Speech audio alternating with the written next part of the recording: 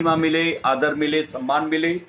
और इस समय हम परमेश्वर के कलाम और उसके वचन की ओर जाएंगे और निकालेंगे दूसरा इतिहास की किताब 15 अध्याय, सेकेंड क्रॉनिकल चैप्टर 15। दूसरा इतिहास 15 अध्याय पद 7, सेकेंड क्रॉनिकल चैप्टर 15 वर्स 7। परंतु तुम लोग हिया बांधो, ऐसे लिखा है, परंतु तुम लोग हिया बांधो और तुम्हारे हाथ ढीले ना पड़े, क्योंकि तुम्हारे काम का बदला ऐसे लिखा है, परंतु तुम्हारे काम का बदला मिलेगा। बोलो हालेलुया। मेरी बहनों, मेरे भाइयों, बाइबल ये कहती है हमारे काम का बदला हमें मिलेगा। तुम्हारे हाथ ढीले ना पड़े, तुम्हारे कामों का बदला तुमको परमेश्वर जरूर देगा। कौन से काम? देखो, एक काम सुलेमान ने किया।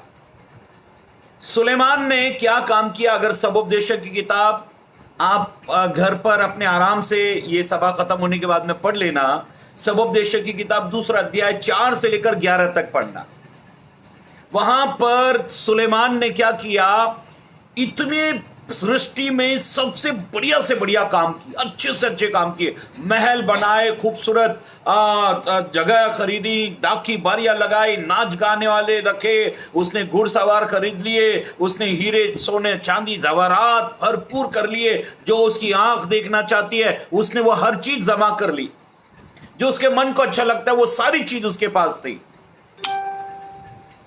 ये सारे काम उसने किए। लेकिन जानते हो, सबोपदेशक की किताब में 32 टाइम्स 32 बार सुलेमान जोर जोर से चिल्लाया। क्या चिल्लाया जानते हो? मैंने जो भी काम किया वो व्यर्थ है, व्यर्थ है, व्यर्थ है, व्यर्थ है। मेरी बहनों, मेरे भाइयों, अभी हमने दूसरा इतिहास 15 अध्याय 7 पद में पढ़ा कि तुम्हारे कामों का बदला तुम्हें मिलेगा।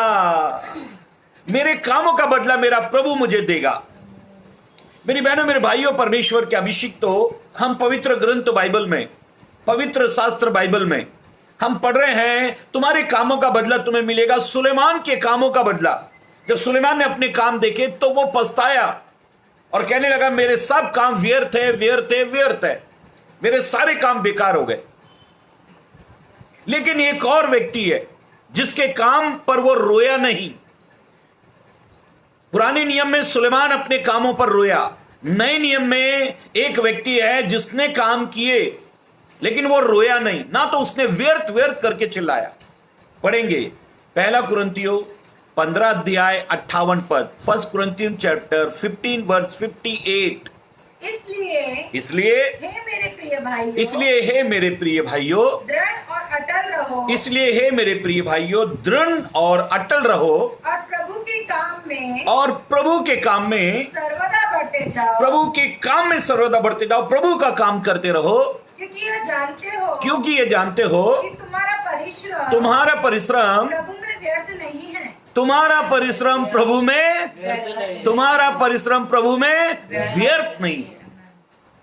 अपने हाथों को आप विश्वास से उठाकर हालेलुया कह सकते हैं, प्रभु में तुम्हारा परिश्रम व्यर्थ नहीं है। लॉकडाउन हुआ, सृष्टि में हर चीज थम गई, संसार की हर चीज रुक गई।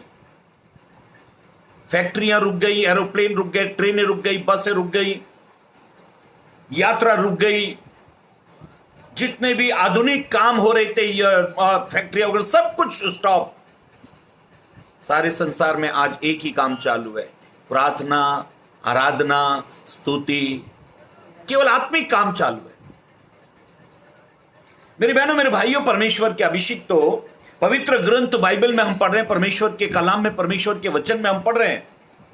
पौलुस कहता है कि मसीह में किया गया परिश्रम व्यर्थ नहीं। इन दिनों में जब से सृष्टि बनी है, सबसे ज्यादा मुझे ऐसा लगता है, जब से कायनात सृष्टि बनी है तब से मुझे, मेरे मन में ऐसा लगता है, मैं हो सकता है मैं मेरे विचार में प्रकट कर रहा हूं कि सबसे ज्यादा आराधना, सबसे ज्यादा प्रार्थनाएं इन दिनों में हो रही है। जानते हो अमेरिका में सबसे ज्यादा, जब से अमेरिका बना, सबसे ज्यादा प्रार्थना कब हुई? जब वर्ल्ड ट्रेड सेंटर गिरा, सबसे ज्यादा अमेरिका के लोगों ने तब प्रार्थना की। बाइबल कहती है तुम्हारे कामों का बदला, तुम जो भी मसीह में परिश्रम करते हो उसका प्रतिफल प्रभु तुम्हें जरूर देगा। इसलिए मेरी बहनों मेरे भाइयों, हम मसीह में जो भी कुछ काम इन दिनों में कर रहे हैं, पवित्र ग्रंथ बाइबल पढ़ रहे हैं, प्रार्थना कर रहे हैं और उपवास कर रहे हैं, लोगों की भलाई के लिए कुछ ना कुछ दान वगैरह कर रहे हैं, लोगों को कुछ चीजें दे रहे हैं, इन सब कामों का बदला हमें मिलेगा। मरकुस 12 अध्याय 41 पद में लिखा है, जब दान पात्र में लोग दान डाल रहे थे, जब दान पात्र में लोग दान डाल रहे थे तो यीशु उस ऐसे स्थान पर बैठ के उनके दान डालने वालों को देख रहा था कि वो किस प्रकार से दान डाल रहे हैं। एक आंख है जो मेरे और आपके कामों को देख रही है, वो प्रतिफल वाली आंख है जो मुझे और आपको प्रतिफल देगी।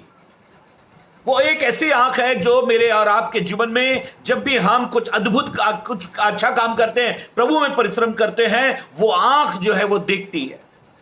मेरी बहनों मेरे भाइयों, इन दिनों में आपकी आराधना प्रार्थना को शायद किसी मनुष्य ने नहीं देखा, लेकिन यीशु ने कहा जो कोई गुप्त में मेरे पिता से प्रार्थना करता है, आराधना करता है, वचन को मनन करता है, जो कोई गुप्त में प्रार्थना करता है, यीशु ने कहा मेरा स्वर्गीय पिता उसे खुले में आशीष देगा, प्रतिफल देगा।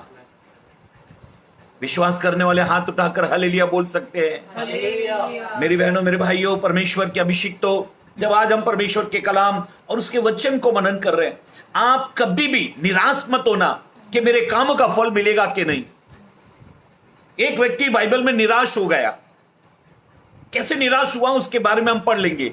भजन संहिता 73, साम्स 73 भजन संहिता 73 अध्याय और उसका 13 पद पढ़ेंगे। 13 पद निश्चय बाइबल से उसमें करते जाने का, वचन भी शेयर करो। निश्चय मैंने अपने हृदय को व्यर्थ शुद्ध किया। अभी एक व्यक्ति है जिसका नाम आशाप है। आशाप एक नबी है। वो ये कहता है निश्चय मैंने अपने हृदय को व्यर्थ शुद्ध कर दिया, बेकार कर दिया, बेकार शुद्ध किया। देखो जब हम पवित्र बनते हैं ना, शुद्ध मन रखते हैं तो कभी व्यर्थ नहीं होगा। बाइबल में लिखा है शुद्ध मन वाले सामर्थ पर सामर्थ प्राप्त करते जाते हैं। बाइबल में हम पढ़ रहे हैं परमेश्वर के कलाम में, परमेश्वर के वचन में, ध्यान से सुने। वचन में ऐसे लिखा है, बाइबल ये कहती है, परमेश्वर का कलाम ये कहता है, पूरा बाइबल के वचन को पूरा लिखो। साम्स 73:13 नहीं, पूरा रेफरेंस आने चाहिए बाइबल में। बाइबल ये कहती है, परमेश्वर का कलाम, परमेश्वर का वचन ये कहता है, पवित्र ग्रंथ बाइबल में हम पढ़ रहे हैं कि परमेश्वर हमारे कामों का प्रतिफल देता है। आशाप नबी को ऐसा लगा कि व्यर्थ मैंने अपने मन को शुद्ध किया, व्यर्थ कर दिया, बेकार कर दिया, बेकार मैंने अपने मन को शुद्ध किया, पवित्र किया, इसका क्या फायदा हो गया। ये आसाप के मन में ऐसी बात क्यों आई? जानते क्यों आई? क्योंकि आसाप ने क्या देखा कि दुष्ट फलते फूलते हैं, दुष्ट लोग फल रहे हैं, फूल रहे हैं, दुष्ट लोगों को आशीष मिल रही है, दुष्ट लोग फल रहे फूल रहे संसार में, दुष्ट लोगों के पास में अच्छी अच्छी जमीन है, संपत्ति है, सब कुछ है। इसने देखा फिर मैंने शुद्धता का जीवन रखे, मुझे क्या मिला? तो बाइबल ये कहती है कि इसने ये वर्ड इस्तेमाल किया, व्यर्थ मैंने अपने मन को शुद्ध किया, मैंने बेकार अपने मन को शुद्ध किया, बेकार मैंने अपने मन को पवित्र कर लिया। मेरी बहनों मेरे भाइयों, परमेश्वर हमें हमारे जीवन से हमारे जीवन में किए गए कामों का प्रतिफल बदला देता है। इसलिए बाइबल ये कहती है, परमेश्वर का कलाम, परमेश्वर का वचन ये कहता है, पवित्र ग्रंथ बाइबल में ऐसा लिखा है कि परमेश्वर हमारे कामों का शुद्धता का बदला हमको देगा। पढ़ो 2 शमूएल 22 अध्याय 25 पद। जिनके पास में बाइबल है मोबाइल में, वो पूरा रेफरेंस यहां पर भेजें। हाँ, 2 शमूएल 22 अध्याय 25 पद। हाँ, इसलिए यहोवा ने मुझे इसलिए यहोवा ने मुझे मेरे धर्म के अनुसार मेरे धर्म के अनुसार बदला दिया मेरी उस शुद्धता के अनुसार मेरी उस शुद्धता के अनुसार जिसे वो देखता था जिसे वो कौन कह रहा है ये? दाऊद। दाऊद कह रहा है। दोबारा इस पद को पढ़ेंगे। हाँ, इसलिए यहोवा ने जो जो वचन मैं बोलता जाऊं वो वचन, बाइबल का वचन स्क्रीन पर आना चाहिए। हाँ, इसलिए यहोवा ने मुझे मेरे धर्म के अनुसार इसलिए यहोवा ने मेरे धर्म के अनुसार बदला दिया मेरी उस शुद्धता के अनुसार जिसे वो देखता था। मेरी बहनों मेरे भाइयों, परमेश्वर के अभिषेक तो परमेश्वर मेरे और आपकी शुद्धता को देखता है। आपके मोबाइल में आपने बाइबल डाउनलोड किया होगा, जब रेफरेंस पे जाते हो तो उसको क्लिक करो और फेसबुक पर डालो। ठीक है, थोड़े को बहुत समझना, मैं बाद में आपको प्रार्थना खत्म करके समझाऊंगा।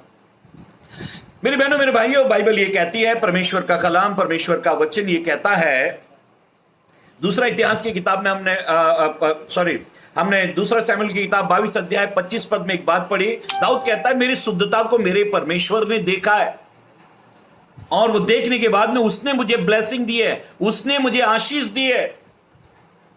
हाँ, बाइबल ये कहती है, परमेश्वर का कलाम कहता है, एक बात याद रखो, हमारी शुद्धता, हमारी पवित्रता को प्रभु देखता है। बाइबल में एक व्यक्ति जिसका नाम यूसुफ है, पुराने नियम में अगर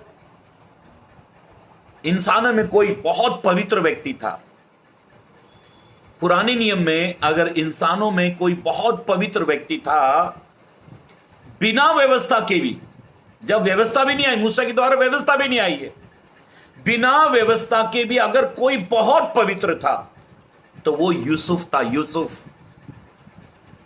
बाइबल कहती है कि यूसुफ ने अपने मन को, अपने जीवन को इस कदर से पवित्र किया, इस कदर से शुद्ध किया, उसकी शुद्धता, उसकी पवित्रता का, हालांकि उसके पवित्र जीवन का वर्तमान में कुछ भी प्रतिफल दिखाई नहीं दे रहा। वर्तमान स्थिति में, वर्तमान परिस्थिति में उसकी शुद्धता का, उसकी पवित्रता का कोई फल उसको दिखाई नहीं दे रहा। लेकिन फिर भी बाइबल ये कहती है वो पवित्र बना रहा। जब वो पवित्र बनता, जब पवित्रता का जीवन जीता, जब वो पाप को इनकार करता, उसको बहुत भारी दंड मिलता। जब पोतीफर की स्त्री ने व्यभिचार का झूठा उसके ऊपर इल्जाम लगाया, तब वो जेल गया और जेल में निर्दोष होने के बावजूद इतना पवित्र व्यक्ति जेल में बंद है। लेकिन याद रखो, आपकी पवित्रता, आपकी शुद्धता को प्रभु देख रहा है और उसका प्रतिफल वो देने के लिए तैयार है। आज का विषय है, हमारे कामों को प्रभु देख रहा है और उसका प्रतिफल वो देगा। कौन से काम? आपके धार्मिक काम, हमारे पवित्रता के काम, हमारे अच्छे काम, हमारे भले काम, उसका बदला, उसका प्रतिफल प्रभु हमें देगा। और बाइबल ये कहती है, परमेश्वर का कलाम, परमेश्वर का वचन ये कहता है, दाऊद ने कहा, मेरी शुद्धता को प्रभु ने देखा और उसने मुझे बदला दिया। दाऊद को जानते हो प्रभु ने क्या कहा? दाऊद मेरे मन के अनुसार है। दाऊद तो मेरे मन के अनुसार है। दाऊद मेरे मन के अनुसार मुझे ब्लेसिंग देता है। दाऊद कहता है, दाऊद जो है कहता है मेरे मन के अनुसार। दाऊद, मैंने अपने मन को बहुत शुद्ध रखा और परमेश्वर उसको शुद्धता पर, पवित्र आशीष पर आशीष देता गया। उसकी पवित्रता ही उसे सिंहासन पर ले गई, उसकी शुद्धता ही उसे सिंहासन पर ले गई। उसकी शुद्धता, उसकी पवित्रता जो है परमेश्वर देख रहा था। जब आप पवित्र बनते हो तो प्रभु आपकी तरक्की करता है। और इस्राएल में सबसे ताकतवर, सबसे बड़ा विजेता, एक अच्छा राजा जो है इस्राएल में दाऊद को माना गया, क्योंकि वो परमेश्वर, उससे एक जब गलती हुई तो उसने परमेश्वर के आगे रोया भी बहुत और फिर उसने कभी पाप में जीवन नहीं जिया। मेरे बहनों, मेरे भाइयों, बाइबल ये कहती है, परमेश्वर का कलाम कहता है, पढ़ो रूत की किताब 2 अध्याय, रूत की किताब 2 अध्याय 12 पद पढ़ो। यहोवा तेरे कार्य का फल दे। हाँ, इधर बैठ जाओ। हाँ, यहोवा तेरे काम का बदला दे, तेरे कामों का बदला दे, तेरे कार्य का बदला दे। और इस्राएल का परमेश्वर यहोवा, और इस्राएल का परमेश्वर यहोवा, जिसके पंखों तले तू शरण लेने आई है, इस्राएल का परमेश्वर यहोवा जिसके पंखों तले तू शरण लेने आई है, तुझे पूरा बदला दे। तुझे क्या करे? पूरा बदला दे। बोअज ने रूत को, जो मुआबी थी, इस्राएली लोग मुआबी लोगों से किसी प्रकार का कोई संबंध नहीं रखते थे, अचानक ये मुआबी लोग, मुआब के विषय में, मुआबी लड़की के विषय में, मुआबी स्त्री के विषय में बोअज जो इस्राएली है वो क्यों कह रहा है कि परमेश्वर तुझे बदला दे, तुझे प्रतिफल दे? ये कैसे हो सकता है?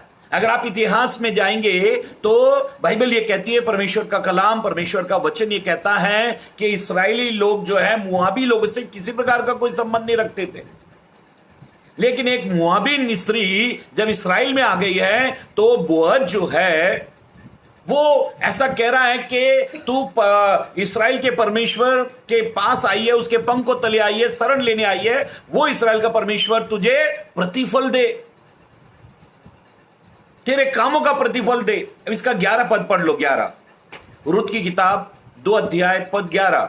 बोआज ने उत्तर दिया, बोआज ने उत्तर दिया, जो कुछ तूने पति की मृत्यु के बाद, जो कुछ तूने अपने पति की मृत्यु के बाद अपनी सास से किया है, अपनी सास के साथ में किया, और तू किस प्रकार अपने माता पिता और जन्मभूमि को छोड़कर ऐसे लोगों में आई है जिनको तू पहले न जानती थी, जिनको तू जानती नहीं थी। यह सब मुझे विस्तार के साथ बताया गया है। देखो, बोअज ने कहा कि तू मुआबी नहीं है, मुआब की रहने वाली है, तू इस्राएल में आई है। जानते हो कि जो स्त्री थी, रूत जो थी, रूत ने एक बहुत बड़ा त्याग किया। रूत और ओरपा ये नाओमी की 2 बहुएं थी। नाओमी की 2 बहुएं थी, दोनों के पति मर गए। जब दोनों के पति मर गए और नाओमी का पति भी मर गया, तब बाइबल ये कहती है कि नाओमी जो थी वो मोआब से वापस बेथलेहम को इस्राएल आने के लिए निकल पड़ी। निकलने से पहले उसने अपनी दोनों बहुओं को बुलाया, बड़ी बहू ओरपा और छोटी बहू रूत, दोनों को अपने पास बुलाया और एक बात कही कि अब मेरे पास कोई संतान नहीं, अब आशा ही नहीं है, तुम जवान हो, विधवा हो चुकी हो, तुम अपने अपने घरों को लौट जाओ, अपने जीवन को अपने तरीके से जियो। ओरपा जो बड़ी बहू थी वो उठी, अपनी सास नाओमी को गले मिली, चूमा और अपने लोगों में जा चली गई। बाइबल ये कहती है, परमेश्वर का कलाम कहता है, उसके बाद में उसने रूत को, जो छोटी बहू थी, उसको भी कहा। जब उसको कहा तो रूत कहने लगी, पढ़ो पहला अध्याय, रूत की किताब पहला अध्याय और 16 से पढ़ो, 16-17। रूत बोली, तुम मुझसे यह विनती न कर। जब नाओमी ने बड़ी बहू से कहा तो वो तुरंत चली गई। जब छोटी बहू से कहा तो बहू कहने लगी, तुम मुझसे ये विनंती मत कर कि मुझे त्याग या छोड़कर लौट जा, क्योंकि जिधर तू जाएगी, मैं भी जाऊंगी।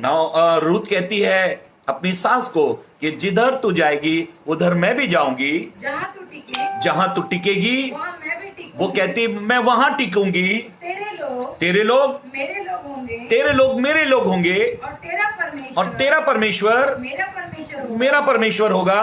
जहाँ तू मरेगी वहां मैं भी मरूंगी, और वहीं मुझे मिट्टी दी जाएगी। और वहीं मुझे मिट्टी दी जाएगी। यदि मृत्यु को छोड़ और किसी कारण मैं तुझसे अलग हूँ, अगर मैं इस वाचा को, जो मैं आज कह रही हूं, इस शब्द को जो आज मैं कह रही हूं, अगर मैंने तोड़ा तो यहोवा मुझसे, तो तेरा परमेश्वर यहोवा मुझसे वैसा ही वरन उससे भी अधिक करे।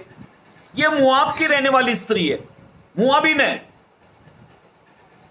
लेकिन ये परमेश्वर पर इतना बिलीव करती, इतना विश्वास करती है, और ये अपनी सास नाओमी के साथ विधवा है, लेकिन अपनी सास के साथ में इस्राएल बेथलेहम को आ गई। बोअज के खेत में काम कर रही है। बोअज ने इसके समर्पण को, इसके त्याग को देखा, इसके जीवन को देखा, इसके कामों को देखा। तब बोअज ने इसके विषय में कहा कि तू अपने देश को छोड़कर, अपने लोगों को छोड़कर, एक भारी त्याग करके, एक समर्पण के साथ में तू इस्राएल के परमेश्वर के पंखों तले शरण लेने आई है, इसका प्रतिफल परमेश्वर तुझे देगा।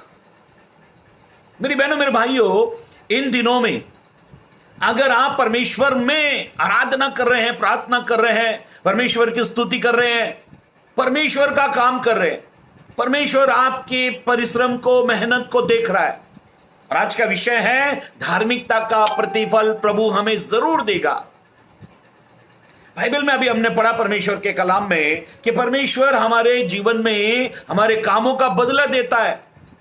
पढ़ो पहला शमूएल 24 अध्याय, पहला शमूएल 24 अध्याय और 19 पद। फर्स्ट शमूएल चैप्टर 24 वर्स 19।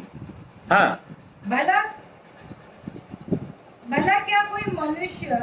क्या कोई मनुष्य अपने शत्रु को पाकर, अपने दुश्मन को, अपने शत्रु को अपने कब्जे में पाकर कुशल से जाने देता है? क्या वो ऐसा है छोड़ देगा? अगर कोई आपका दुश्मन आपके हाथ में मिल जाए, आपके हाथ में आ जाए, तो क्या आप उसको छोड़ दोगे? हाँ, इसलिए जो तूने आज मेरे साथ किया है, जो तूने आज मेरे साथ किया है, उसका अच्छा बदला यहोवा तुझे दे। यहोवा तुझे दे। कौन किससे कह रहा है? शाऊल राजा दाऊद से कह रहा है। ये शाऊल तो दाऊद को मारने के लिए निकला है, दाऊद को पकड़ने के लिए निकला है, दाऊद को खत्म करने के लिए निकला है। फिर ये शाऊल राजा दाऊद के विषय में क्या कह रहा है कि यहोवा तुझे इसका बदला दे, इसका प्रतिफल दे जो तूने काम किया है। अभी ध्यान से सुनो। दाऊद को मालूम पड़ा, दाऊद जंगल में, शाऊल को मालूम पड़ा कि दाऊद जंगल में है। तब दाऊद को पकड़ने के लिए, उसको मारने के लिए शाऊल राजा सैनिकों के साथ में जंगल में पहुंच गया। जब वो दाऊद को ढूंढ रहा था, नहीं मिला दाऊद, तब वो एक जगह जाकर वो लेट गया। दाऊद ने देखा कि शाऊल जो है वो सोया हुआ है, उसके सैनिक लोग भी सोए हुए। दाऊद गया, शाऊल राजा के कपड़े का एक कोना, एक छोर उसने काट लिया। काटने के बाद में वो ऊपर गया और राजा शाऊल को जोर से चिल्लाकर कहने लगा कि देख, तेरे कपड़े का छोर मेरे हाथ में, चाहता तो मैं तेरी गर्दन काट देता, मैं तुझे मार सकता था, लेकिन मैंने ऐसा नहीं किया, क्योंकि मैं ऐसा नहीं करूंगा। मैं क्यों तुझे मारूं? तू मेरे देश का राजा है, तेरे अंदर गलत फहमियां है, मैं तुझे क्यों मारूं? मेरे बहनों, मेरे भाइयों, जब दाऊद ने यह काम किया, भला काम किया, अच्छा काम किया, जब दाऊद ने बदला नहीं लिया, तो बाइबल यह कहती है, परमेश्वर का कलाम कहता है, शाऊल को शर्मिंदा होना पड़ा। और वो कहने लगा, क्या कोई अपने शत्रु को पकड़ने के बाद, उसके हाथ में आने के बाद, क्या कोई कुशल से जाने देता है? तूने जो मेरे साथ किया है, इसका बदला परमेश्वर तुझे जरूर दे। मेरी बहनों, मेरे भाइयों, इन दिनों में शत्रुता छोड़कर, दुश्मनी छोड़कर, अपने अंदर जलन छोड़कर भले काम करो, भले काम। मैं अक्सर एक बात कहता हूं कि दो काम कभी मत करो। एक, परमेश्वर की महिमा मत चुराओ, और दूसरा, कभी भी न्याय मत करो। जिस दिन भी आप न्याय करते हो, इसका मतलब यह है आपने सिंहासन से खुदा को, परमेश्वर को हटा दिया और खुद सिंहासन पर बैठ गए। परमेश्वर को न्याय करने के लिए मौका दो। बाइबल कहती है, यीशु मसीह गाली सुनकर किसी को गाली नहीं देते थे। यीशु ने बहुत सारी गालियां सुनी, लेकिन कभी उन्होंने उसके बदले किसी को गाली नहीं दी। दुख उठाकर यीशु ने कभी किसी को धमकी नहीं दी, वरन उन्होंने अपने आप को सच्चे न्याय के हाथ में सौंप दिया। आप अपने जीवन में सच्चे न्याय के हाथ में अपने आप को सौंपे। कभी बदला ना ले, लेकिन शत्रु से आपकी तारीफ निकलनी चाहिए। आपको शत्रु को बदलना है, बदला नहीं लेना है। एक शत्रु के मुंह से अगर आपकी तारीफ निकल जाए, समझ लेना इंसान का जीवन आपका सफल हो गया। जो इंसान खुदा ने बनाकर आपको इस पृथ्वी पर भेजा, समझो सफल जीवन आपने जिया। खुदा आपसे खुश हो जाएगा कि देखो इस शत्रु इसकी तारीफ कर रहा है। शाऊल राजा ने दाऊद की तारीफ की। मेरी बहनों मेरे भाइयों, कामों का बदला प्रभु मुझे और आपको जरूर देगा। जब मैं और आप कुछ काम, अच्छा काम करते तो इसका बदला प्रभु हमको देगा। बाइबल ये कहती है, परमेश्वर का कलाम कहता है, धार्मिकता का बदला प्रभु हमें देता है। पढ़ो नीति वचन की किताब 11 अध्याय, बुक ऑफ प्रोवर्ब्स, नीति वचन की किताब 11 अध्याय पद 31। नीति वचन 11:31, प्रोवर्ब्स चैप्टर 11 वर्स 31। देख धर्मी को पृथ्वी पर फल मिलेगा। ऐसा लिखा है कि देख धर्मी को पृथ्वी पर फल मिलेगा।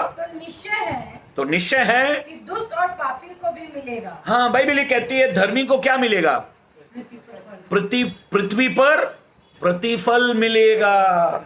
मेरी बहनों मेरे भाइयों, जो भी कुछ काम में और आप करते हैं, धर्मी को इस पृथ्वी पर प्रतिफल मिलेगा। यीशु ने कहा 30 गुना, 60 गुना और 100 गुना। इस पृथ्वी पर प्रतिफल और स्वर्ग में अनंत जीवन। धर्मी को प्रतिफल मिलेगा। अगर आप धार्मिकता का जीवन जी रहे हो तो प्रतिफल जरूर मिलेगा। एक धार्मिकता का, धर्म का काम कर रहे हो तो प्रभु इसका प्रतिफल आपको जरूर देगा।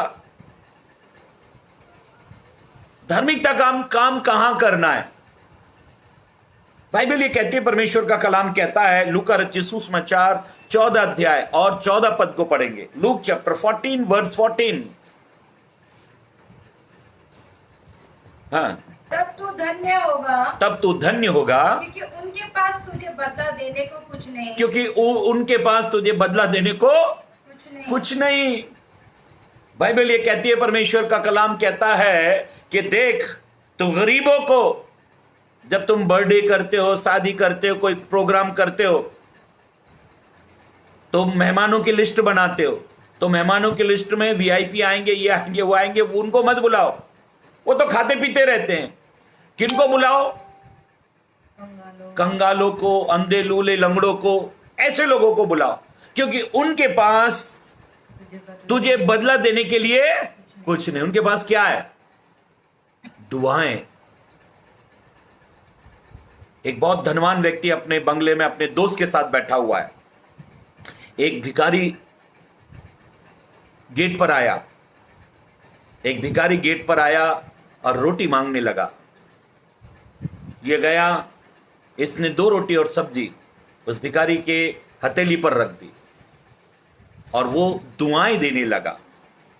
जब वो दुआएं देने लगा, वो दुआएं देकर भिखारी गया, तब ये बड़ा चिंता में आकर ये धनवान व्यक्ति अपने दोस्त के पास बैठ गया।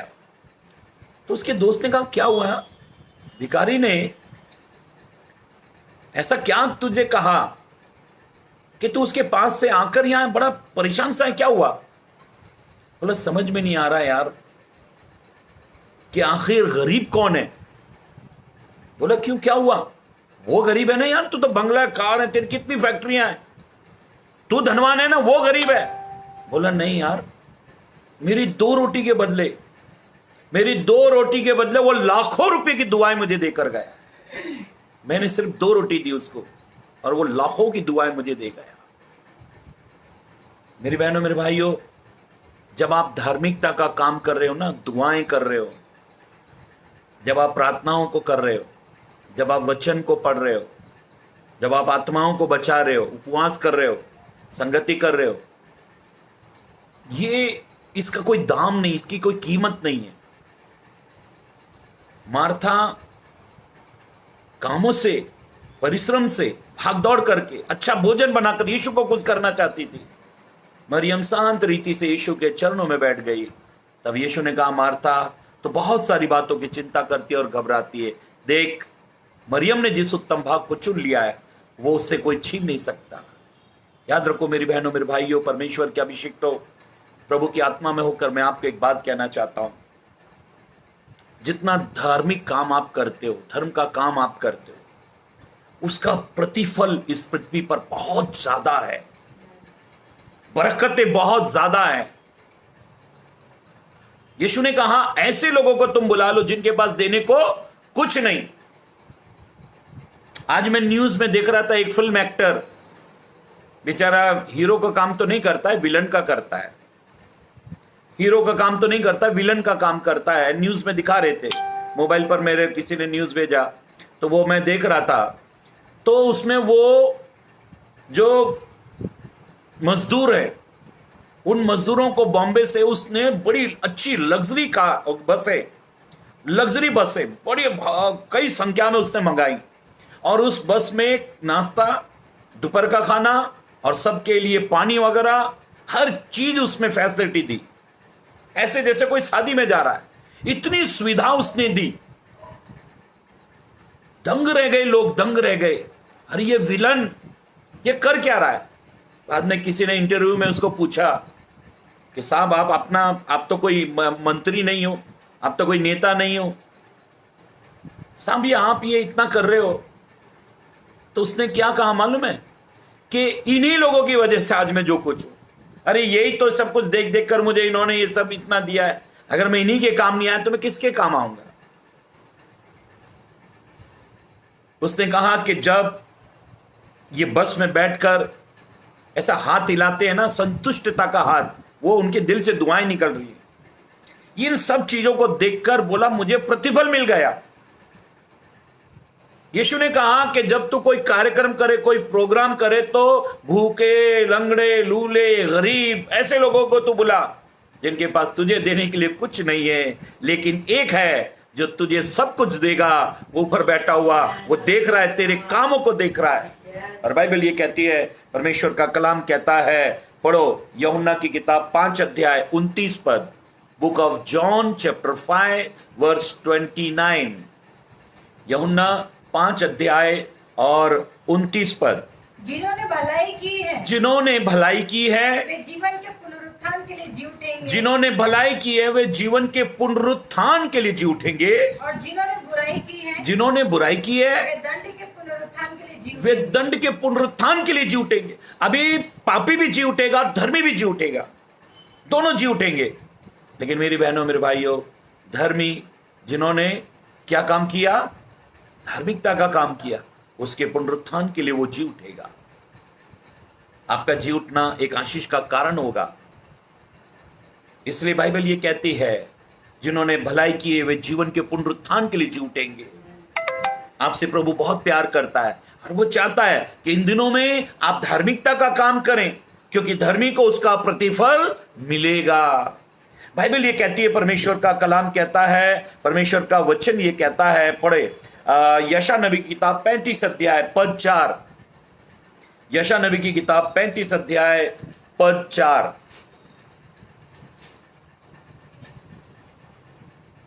हाँ, घबराने वालों से कहो, घबराने वालों से कहो, या बांधो, मत डरो, मत डरो।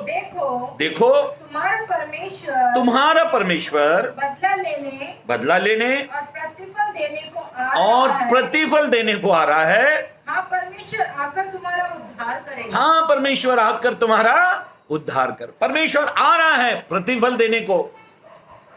जो काम आप गुप्त में करते हो ना, परमेश्वर खुले में उसका प्रतिफल देता है। आपके दिल को ज्यादा से ज्यादा सुकून, आनंद, तसल्ली कब होनी चाहिए? जब आप एक धार्मिकता का काम करते हो, क्योंकि परमेश्वर इसका प्रतिफल है। बाइबल कहती है, परमेश्वर का कलाम कहता है, जब हिजकिय्याह राजा को एक भविष्यवक्ता आकर कहने लगा कि तू अपने घराने को जो तुझे कहना है वो कह दे, क्योंकि तू अब ना बचेगा, ये बीमारी से तू मर जाएगा। ये भविष्यवक्ता बोलकर उसके महल से निकल आई। तो बाइबल ये कहती है, परमेश्वर का कलाम कहता है, परमेश्वर का वचन कहता है कि वो दीवार की तरफ मुंह करके हिजकिय्याह राजा बिलक कर रोने लगा। दूसरा राजा 20:5 में लिखा है, तब खुदा ने उससे कहा, हे हिजकिय्याह, मैंने तेरे आंसू देखे और तेरी प्रार्थना को सुना है। मेरा परमेश्वर मेरे आंसुओं को देखता है, मेरी प्रार्थनाओं को सुनता है, मेरी आराधना उसके नथनों तक पहुंचती है, वो सुगंध सी भाती है उसे, वो उसका प्रतिफल देने के लिए मुझे और आपको तैयार है। वो आपसे प्रेम करता है, वो मुझसे प्यार करता है, वो आपसे मोहब्बत करता है। वो परमेश्वर, हमारा परमेश्वर हमें प्रतिफल देने के लिए तैयार है। जब यीशु मंदिर के पास में बैठे हुए थे, धनवान लोग भी दान डाल रहे थे, विधवा ने भी दान डाला। बाइबल कहती है धनवान ने कुछ डाला और विधवा ने सब कुछ डाल दिया। अगर आप परमेश्वर पर डिपेंड होकर, परमेश्वर पर निर्भर होकर अपनी धार्मिकता के जीवन को जीते हो, जब आप खुदा का काम के लिए सब कुछ दे देते हो, मेरी बहनों मेरे भाइयों, बाइबल ये कहती है जब एलिया सारपत नगर में गया तो खुदा ने उससे कहा जा सारपत नगर में जा, एक विधवा स्त्री के घर में मैंने तेरे लिए ठहरने और खाने का इंतजाम किया है। एलिया उस सारपत नगर की विधवा स्त्री के घर चला गया। उसने देखा जब एलिया आया है, एलिया ने कहा जा मेरे लिए एक कटोरा ठंडा पानी लेकर आ। और वो पानी लेने के लिए जैसे घर की तरफ मुड़ी, एलिया ने उससे कहा साथ में एक रोटी का टुकड़ा भी ले दिया। वो रुक गई और कहने लगी कि इस देश में अकाल पड़ा है, इस देश में अकाल पड़ा है और घर में एक मुट्ठी आटा और थोड़ा सा तेल है, इसको छोड़ कुछ भी नहीं है। वो मुट्ठी आटे की मैं रोटी बनाऊंगी, मैं थोड़ा सा खाऊंगी, मेरा बेटा खाएगा और आगे हमारे पास कुछ नहीं है, इसलिए हम मरने वाले हैं। एलिया ने कहा कि खुदा ने मुझे भेजा है, तो उस मुट्ठी भर आटे की रोटी बना, उस पर तेल चुपोड़, पानी लेकर आ, मैं खाऊंगा और तुझे आशीष दूंगा। बाइबल ये कहती है एलिया ने कहा उस विधवा स्त्री को, उस सारपत नगर की विधवा स्त्री को जो अकाल में रह रही है, उसने कहा जब तक इस देश में अकाल है, इस तेरे घर के मटके का आटा और कुप्पी का तेल कभी समाप्त ना होगा। मेरी बहनों मेरे भाइयों, एक मुट्ठी आटे के बदले 3.5 साल का राशन खुदा ने भर के दिया। अगर आप एक मुट्ठी धार्मिकता का काम करते हो तो खुदा सालों साल आपको संभालता है। उसका कैलकुलेशन आप समझ नहीं पाओगे, उसकी गणित भाषा को आप समझ नहीं पाओगे। वो बड़ा अद्भुत रीति से मेरे और आपके लिए काम करता है। इसलिए मेरी बहनों मेरे भाइयों, परमेश्वर के अभिषिक्तों, जब भी मैं और आप परमेश्वर की उपस्थिति में आते हैं, धार्मिकता का काम करते हैं, आपको कभी अपनी धार्मिकता के बदले रोना नहीं पड़ेगा, आंसू नहीं बहाना पड़ेगा। कभी आप प्रभु के पीछे चलकर आप पछताओगे नहीं, कभी आपने प्रार्थना करने के बाद में आप पछताओगे नहीं, कभी आप बाइबल पढ़ने के बाद पछताओगे नहीं कि देखो मैंने इतना धार्मिक जीवन जिया लेकिन मुझे कुछ हासिल नहीं हुआ। आपको प्रतिफल देने के लिए प्रभु आ रहा है। जैसे यशा 35:4 में हमने पढ़ा, प्रभु आ रहा है आपके प्रतिफल को लेकर, आपकी आशीषों को लेकर, आपकी बरकतों को लेकर प्रभु आ रहा है। विश्वास करें और अपने आत्मिक जीवन को बढ़ाते रहें, प्रार्थना करते रहें। इस लॉकडाउन में अधिक प्रार्थना करें, अपना जीवन बहुत पवित्र बनाएं, धार्मिकता का जीवन जिए, जिसके जरिए परमेश्वर आपको बहुत ताज से प्रतिफल दे। आइए अपनी आंखों को बंद करें, हम दुआ करेंगे। जमीन और आसमान के मालिक परमेश्वर पिता, हम सब मिलकर आपके अनुग्रह के सिंहासन के करीब में आते प्रभु। तेरे पास में हर एक उस काम का प्रतिफल है जो उस पृथ्वी पर तेरे बंदे विश्वास में धार्मिकता का काम करते हैं प्रभु। हे प्रभु परमेश्वर, जो शुद्ध बनते हैं, पवित्र बनते हैं, उनके लिए तेरे पास में प्रतिफल है। जो गरीब भूखे मोहताजों को देते हैं, उनके लिए तेरे पास में प्रतिफल है प्रभु। जिन्होंने त्याग किया, कुर्बानियां की, बहुत कुछ तेरे लिए छोड़ा, उनके लिए भी तेरे पास में प्रतिफल है। हे प्रभु, अपने बच्चों को आप आशीर्वादित करें, अपने लहू में अपने बच्चों को छुपा लें प्रभु जी। आज रात जितनों ने भी वचन सुना है प्रभु, एक एक को ब्लेस करें, आशीष करें प्रभु, और आपका अनुग्रह सब पर बना रहे प्रभु। आपने आशीर्वादित किया, धन्यवाद। अब सारी बातों के लिए हम आपका धन्यवाद करते हैं। प्रार्थना यीशु के नाम से मांगते हैं, आमीन। प्रेज़ द लॉर्ड, जय मसीह की। प्रभु आप सबको बहुत बहुत आशीष दे। हमारे फेसबुक पर जो पेज है हेवन गेट मिनिस्ट्री, इस पेज को आप लाइक करें और बहुत लोगों तक शेयर करें, ताकि ये कलाम, ये वचन की सेवकाई बहुत लोगों तक पहुंचे, बहुत लोग आशीषित हों। आपका काम है केवल आपको उंगलियां दबानी है, थोड़ी सी उंगलियां दबाओ, शेयर करो, ताकि बहुत लोगों तक खुदा का कलाम, खुदा का वचन पहुंचे और वे लोग आशीषित हो, आशीर्वादित हो, ताकि परमेश्वर आपको उसका बदला और उसका प्रतिफल दे। हमारा YouTube पर भी चैनल है अनिल पात्रे के नाम से। YouTube पर हमारी बहुत सारी वीडियो हैं, आप उनको भी देख सकते हो और आशीषित हो सकते हैं। प्रभु आप सबको आशीष करें। जय मसीह की। Praise the Lord.